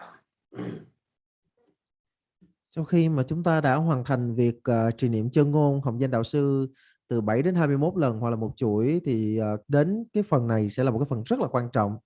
Đó là chúng ta thọ nhận 4 gia lực hay là 4 quán đảnh. Nếu như mà mỗi ngày mà chúng ta đều có thể tu trì để chúng ta thọ nhận được 4 gia lực, 4 quán đảnh, thì cái dòng chảy ân phước chúng ta sẽ thấy là liên tục không gián đoạn. Rất là nhiều bậc thầy đã từng nói với thầy, và bản thân thầy cũng đã từng có rất là nhiều những cái trải nghiệm rằng là nếu như mà chúng ta có thể duy trì được cái dòng chảy không gián đoạn này, thì kể cả lúc chết, cái dòng chảy ân phước đó vẫn không hề gián đoạn. Cho nên là nếu như mà ban đầu mà chúng ta quán đầy đủ chư thượng sư á, tức là đầy đủ từ Tilopa, Naropa, Mapa, Milarepa, Gambupa, Phamodrupa xuống cho tới Pachurumuche, thì tất cả các vị bây giờ sẽ tan hòa vào trong pháp thân trì kim cang. Còn nếu mà chúng ta chỉ quán 3 đối tượng thôi, thì 2 vị bên phải và bên trái sẽ tan vào trong pháp thân trì kim cang. Lúc bây giờ chúng ta vẫn duy trì cái nhận thức rằng là bản chất chính là bổn sư của mình, còn thân tướng là trì kim cang. Thì lúc này ở nơi trán của pháp thân trì kim cang sẽ chiếu một luồng ánh sáng trắng và tan hòa vào trán của mình, thì ban cho mình gia lực, ban cho mình quán đảnh, đây là quán đảnh bình hoặc là gia lực bình. Thì với việc mà chúng ta thọ nhận gia lực này, thì chúng ta sẽ được tịnh hóa những cái ác chướng ở nơi thân của mình và trưởng dưỡng được hạt giống hóa thân Phật. Chúng ta cần phải làm thường xuyên, bởi vì đã gọi là trưởng dưỡng mà, cho nên là chúng ta không thể nào là thích thì làm, không thích thì thôi. Thực ra thì thầy tổ của mình ngày nào cũng làm như thế cả. Cho nên là khi mà mình quán đầu tiên là luồng ánh sáng trắng từ trán của pháp thân trì kim cang sẽ phóng đến và tan hòa vào trong trán của mình, và ban cho mình quán đảnh bình, tịnh hóa tất cả những cái ác chướng ở nơi thân của mình và trưởng dưỡng cái hạt giống hóa thân Phật cho mình. And then secondly, Lama's throat chakra comes the white, red light. You don't need to Om Ahum, you don't need mantra this time, just light. Red light dissolved with your throat chakra, and it will purify every misdeed, negative karmas which are accumulated by the speech. That is the called secret empowerment. The secret empowerment is because to purifying the through channel, chakra, everything. So it's to transform your body as Sambhoga Kaya. So that is the very important. Try to do that every morning. Và kế đó thì chúng ta sẽ quán ánh sáng đỏ ở nơi cổ của pháp thân trì kim cang sẽ chiếu xuống, chiếu đến cổ của mình. Thì thực ra chúng ta ở trong cái đoạn này chúng ta không cần phải quán những cái chữ Om Ahum đâu, chúng ta chỉ cần quán là ánh sáng trắng, ánh sáng đỏ. Thì ánh sáng đỏ sẽ chiếu từ cổ của pháp thân trì kim cang đến cổ của mình và giúp cho mình tịnh hóa những cái ác chướng ở nơi khẩu của mình. Thì lúc bây giờ chúng ta sẽ nhận được gia lực bí mật hay là quán đảnh bí mật, và điều này sẽ giúp cho chúng ta trưởng dưỡng được hạt giống của báo thân Phật. So then you see third one is your Lama's heart chakra come to the blue color.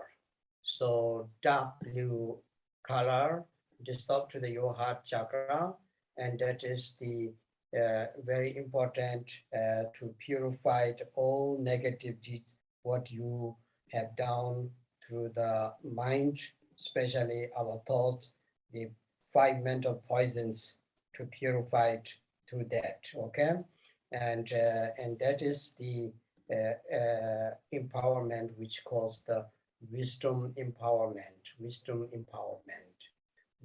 empowerment to become your mind purified, and you're able to understand what means Dharmakaya. What is actually Dharmakaya is. It is only to hear nice, or can I experience one day? You can experience that one day. Và tiếp theo là ánh sáng sắc màu xanh dương thẫm từ nơi tim của Pháp Thân Trì Kim Cang sẽ chiếu đến tim của mình. Thì lúc bây giờ với cái luồng ánh sáng màu xanh dương thẫm này thì sẽ tịnh hóa những cái ác chướng ở nơi tâm của mình.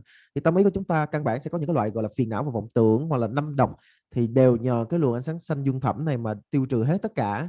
Và lúc bây giờ thì chúng ta sẽ nhận được gia lực trí tuệ hoặc là quán đảnh trí tuệ. Điều này sẽ giúp cho chúng ta trưởng dưỡng được hạt giống Pháp Thân Phật, và điều này sẽ đem đến sự tỉnh giác về Pháp Thân Phật một ngày nào đó trong tương lai cho chúng ta.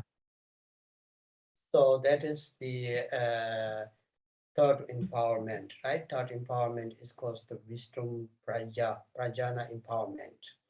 Now, last one is that the navel chakra from the Lama comes the yellow light. It is up to your navel chakra, and that to purify all three, body, speech, mind, three together, imprinted karma, habitual tendencies, everything to purify it. And through that, you will understand what Buddhism concept of that fourth kaya is our Vigaka kaya. What does mean it? How can experience that? How can I recognize that? So slowly, gradually, you will have some experience. And so that is the called the fourth empowerment. Normally it's called fourth empowerment or word. There will be some explanations, fourth explanation. So words empowerment, normally you can say fourth empowerment. So this four empowerment, every day if you take with the Lama, then after that Vajradhara dissolve to you. And then you just meditate a little bit, and then you do short dedication, that's all. So that is very short Guru Yoga, very intensive, very powerful. If you do every day that, it's a very important to our lifetime.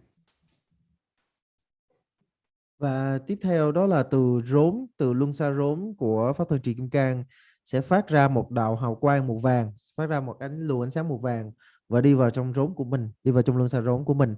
Thì lúc bấy giờ sẽ tịnh hóa cả ba nghiệp cùng một lúc, tất cả những cái tập khí, tất cả những cái che chướng ở nơi thân khẩu ý của chúng ta sẽ đều được tịnh hóa. Và lúc bấy giờ chúng ta sẽ được gọi là trưởng dưỡng hạt giống thể tánh thân Phật. Thể tánh thân Phật là cực kỳ quan trọng, nó là một cái giai đoạn để cho chúng ta có thể, khi mà mình đã có thể gọi là tỉnh thức về thể tánh thân Phật, có nghĩa là mình đã có thể nhìn rõ được cái bản giác của mình. Và tương ứng ở đây là quán đảnh hoặc là gia lực, chúng ta gọi là quán đảnh hoặc là gia lực mật ngữ, tức là cái ngôn từ, hoặc là chúng ta chỉ có thể đơn giản gọi là quán đảnh hoặc là gia lực thứ tư cũng được.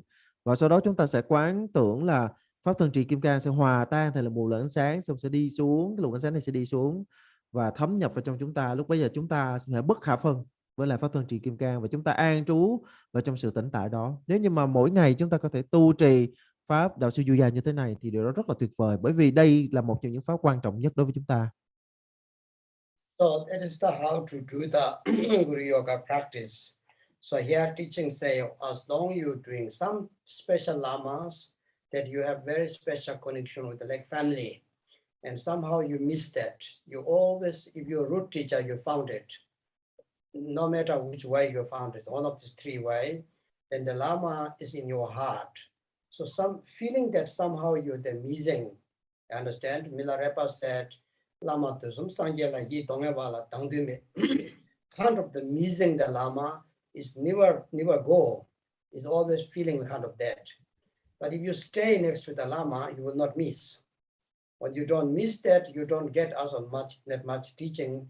Your devotion does not really develop. That's why my Milarepa taught Kambopa, you go now. When you go, you will miss the old man. Old man means Milarepa. And for that, you will develop your devotion. So in order to our devotion to develop, you have to miss your Lama, kind of like missing. So kind of through the missing that you develop your devotion, so more, as more develop your devotion, and that therefore you get more blessing. Understand? So it's feeling that kind of always something that missing. That is not something wrong. That's very good. So you really pray all the time. If you forgot your Lama, then you don't pray. That's a very big problem. So Milarepa always said, even Marpa died, he always say, Lama tusum sangyela yi dongevala dangdume. my teacher, the 3 times Buddha, is something that my heart was missing that. Even I got every teaching, everything. So that is the blessing, how to connect it to the Lama, as I told you, remember? So try to that to this 4 empowerment every day. You will miss your Lama. If you miss your Lama, through that you develop your pure devotion. The full pure devotion will catch the Lama. That is the very important how to do the practice of the Guru Yoga practice. So main thing is the pure devotion here, okay? So, so this is the first part of the 5-fold Mahamudra, the Ngondro teachings, yeah? Then next week we come to the real 5-fold. So start from the Bodhicitta, Yidam, Lama, and Mahamudra dedication 5 each week. Each Monday I want to do one of them because I don't want to talk too much now. I think I'm talk lots and maybe it's too much, but sometimes I feel it's necessary. But if I'm going to do too detail, it will not going to finish.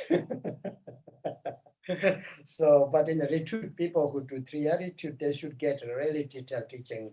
I would be very, very good. But anyway, so this until there is that we have done the 4 common ngondro, 4 uncommon or the inner ngondro is today already finished now here. So that's all, yes. Chúng ta có thể kết nối được thâm sâu hơn với bổn sư bằng việc là chúng ta mỗi ngày chúng ta tu trì đạo sư Du Già như thế. Thì đến một lúc nào đó chúng ta sẽ cảm thấy giống như là chúng ta và sư phụ của mình là chung một gia đình. Tự nhiên lúc đó chúng ta sẽ lúc nào cũng cảm thấy có cái sự thân thương, lúc nào cũng có một cái gì đó nhớ thương rất là khó tả cho sư phụ của mình. Giống như là Đức Milarepa mỗi khi mà ngài nghĩ tới Đức Mapa thôi, chỉ cần nghĩ động tâm nghĩ thôi là cái sự nhớ thương đó, cái cảm giác nó trào dâng lên trong tâm của ngài. Chứ nếu như mà chúng ta chưa có cái sự thân thương đó thì nó sẽ rất khó để cho chúng ta có thể trượng dưỡng được tính tâm của mình. Và thường đó là khi mà chúng ta ở gần thầy quá thì chúng ta sẽ rất khó phát triển tính tâm này. Cho nên là ngày xưa khi mà xong việc rồi á, là Mapa mới nói Milarepa là thôi con đi, coi như xong rồi, có bao nhiêu đã truyền dạy xong rồi, thôi con đi. Thì lúc đó khi mà ở xa sư phụ thì cái tính tâm trong lòng của Đức Milarepa càng ngày càng lớn và ngài càng ngày càng cảm thấy thân thương, lúc nào cũng có một cái niềm nhớ thương đến sư phụ của mình. Và kể cả khi mà Mapa đã thị tịch thì Đức Milarepa mỗi khi mà nhắc đến sư phụ của mình đều nói rằng là tinh túy của 3 đời chư Phật, hiện thân của 3 đời chư Phật, sư phụ Mapa của con chưa bao giờ con thôi nhớ thương người. Tức là mỗi khi mà nhắc đến chưa bao giờ con thôi nhớ thương người. Cho nên nếu như mà chúng ta có cái loại tính tâm trong sáng này thì xem như là chúng ta đã nắm được tinh yếu của đạo sư Du Già, và chúng ta cứ thế chúng ta trưởng dưỡng cho nó ngày một sâu sắc hơn, ngày một phát triển hơn. Thì đến đây là coi như là xong cái phần Ngondro, tức là thầy đã đi cho chúng ta từ ngoại Ngondro cho đến nội Ngondro, tức là các cái pháp dẫn nhập phổ thông đến các pháp dẫn nhập chuyên sâu. Và sau đó từ tuần sau thì chúng ta sẽ vào phần gọi là chánh văn của ngũ phần đầy ấn. Thì mỗi buổi thầy sẽ đi một phần, như vậy đâu đó chúng ta còn khoảng 5 buổi nữa. Thì thực sự là thầy cũng phải công nhận là thầy nói nhiều quá, nhưng mà đại chúng cũng thông cảm, tại vì thực ra tất cả những cái điều mà thầy nói nó cũng là cần thiết, cho nên là thầy cũng phải ráng thầy nói, chứ chúng ta cũng sẽ kết thúc sớm thôi. Mà đó là còn ít đó, chứ còn khi mà chúng ta giả sử tương lai mà mình còn nhập thất thì mình còn nghe còn ghê nữa, mình còn nghe nhiều nữa. Nhưng mà tới đây thì cũng coi như là đã xong phần gọi là dẫn nhập bên ngoài, tức là 4 pháp dẫn nhập phổ thông, cũng như xong nội Ngondro, tức là 4 pháp dẫn nhập chuyên sâu rồi.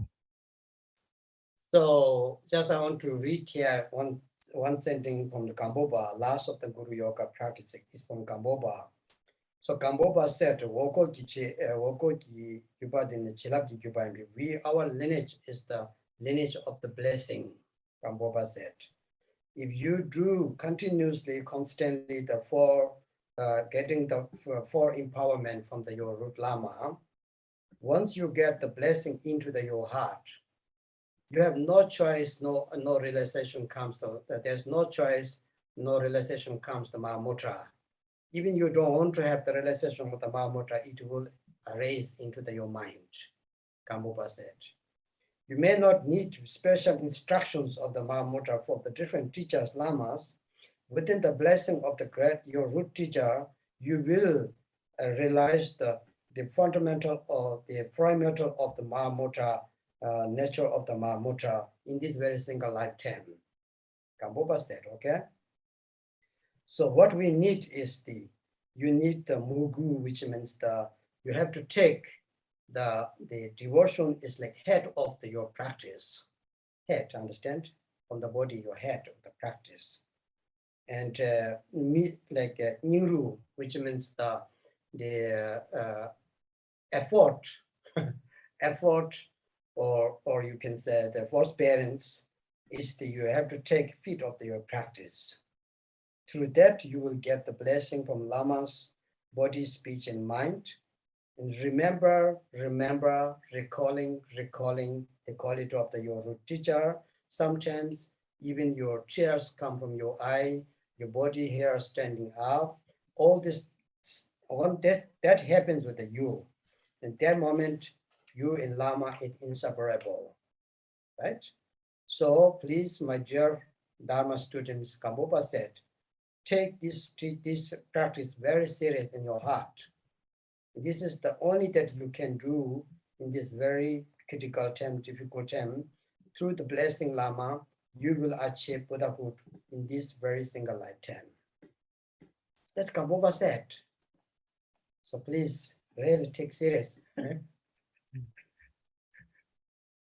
Thì thầy vừa đọc cho chúng ta đại khái một cái dòng mà Đức Kampopa ghi trong một cái đoạn mà Đức Kampopa giảng về đạo sư Yuja.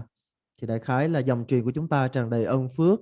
Nếu như các con có thể miên mật tu trì đạo sư Yuja, thì một khi mà ân phước của đạo sư, ân phước của bổn sư đã thấm đẫm vào trong tâm can, thì lúc đó cho dù con có muốn không chứng đạo, cho dù con có muốn là không tỉnh thức về đại thủ ấn, thì đó cũng là điều không thể. Nhờ ân phước gia trì của bổn sư, nhờ ân phước gia trì của sư phụ, mà căn bản chí tánh của đại thủ ấn sẽ được khai mở hoàn toàn ở trong tâm thức của con. Và do đó hãy trưởng dưỡng tín tâm. Đây là điểm tiên quyết đầu tiên, giống như là cái đầu trên thân của một con người. Hãy nỗ lực hết sức mình để nhờ đó con có thể nhận được ân phước gia trì từ thân, khẩu, ý của sư phụ. Và con hãy luôn luôn nhớ thương về sư phụ, đến mức mà nước mắt luôn luôn lăn dài trên mắt của con mỗi khi mà con nhớ về người. Và con hãy luôn luôn quan niệm rằng là chính nhờ có sư phụ mà con có thể thành Phật trong một đời. Thì ở đây chúng ta thấy rằng là những cái gì mà Đức Kampopa nói cho chúng ta hiểu là một khi mà chúng ta nỗ lực trong công phu tu tập đạo sư Yuja, thì chắc chắn là tất cả những cái điều tuyệt vời này sẽ đến với chúng ta.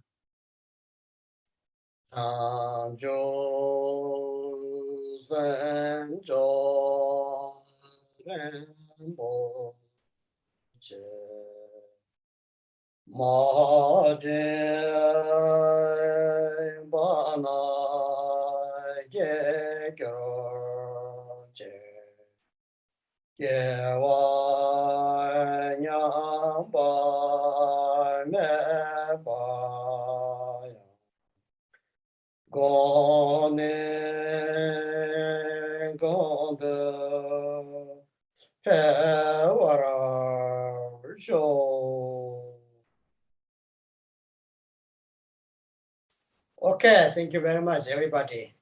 That's all. So next week I can start open my Zoom at 3 o'clock, right? Yes, Drupala. Okay. Yes, next week the same time. Because today I was here at 2 o'clock, so next week. Okay. Because Europe changed the winter time. I was going the street market. I was going there, and then I saw you was calling. I read this. Oh, what now? Yes. Yeah, because you change the time